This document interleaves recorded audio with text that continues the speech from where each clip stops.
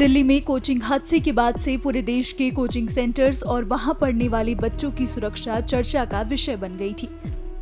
इस बीच मामले में दायर एक जनहित याचिका पीआईएल पर कोर्ट ने कुछ निर्देश दिए हैं, जिसमें कोचिंग सेंटरों के नियमन को फिर से तैयार करने के लिए निर्देश देने की मांग की गई थी। वकील ने इस संबंध में क्या जानकारी दी है, सुनिए। देखिए, आज मेरी जो पिटीशन थी वो पिछली जो मेरी पिटीशन थी कुटुंब versus government of university of Delhi,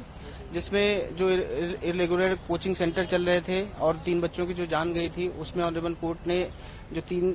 high level committee बनाई थी और जांच सीबीआई को ट्रांसफर कर दी। सो उसके कंटिन्यूएशन में, क्योंकि इसका जो रूट कॉज ये है कि जो कोचिंग इंस्टीट्यूट कोचिंग माफिया की तरह काम कर रहे हैं और जिस तरीके से बच्चों पर एक प्रेशर पड़ रहा है, ऐसा मीडिया रिपोर्ट में मैंने देखा कि कई सारे लोग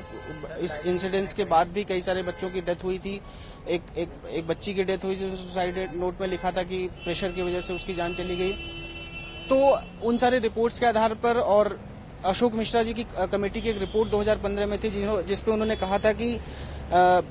एजुकेशन सिस्टम ऐसा होना चाहिए जो रिफाइनमेंट ऑफ माइंड के लिए होना चाहिए, ना कि कॉम्पिटिटिव एग्जाम सिर्फ पास करने के लिए होना चाहिए। तो इस पे मेरी यही प्रेयर थी कि एक तो पीजी को रेगुलेट किया जाए, एक उनसे ये मांगा जाए कि भाई आप इतने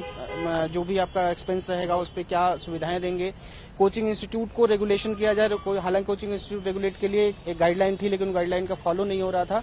तो उस पर ऑनरेबल कोर्ट ने कहा कि चूंकि ऑनरेबल सुप्रीम कोर्ट इस मामले में एक कोचिंग इंस्टीट्यूट वाले में संज्ञान भी ले चुका है और दूसरा जो पीजी वाला मामला है उसमें government of university of Delhi के वकील ने कहा कि हम इस पे गाइडलाइन बना रहे हैं। ऑनरेबल कोर्ट ने कहा कि आप इनको रिप्रेजेंटेशन दीजिए, अगर वो बना रहे हैं गाइडलाइन, आपके कुछ सजेशन है तो आप उनको दे सकते हैं, और वो गाइडलाइन बना रहे हैं तो वो गाइडलाइन के साथ आएंगे। दिल्ली के ओल्ड राजेंद्र नगर स्थित राउ साइंस कोचिंग सेंटर के बेसमेंट में मौजूद लाइब्रेरी में पढ़ रहे छात्रों के लिए 27 जुलाई की तारीख काल बनकर आई थी, जिसमें छात्रों ने अपने साथी छात्रों को गंवा दिया था,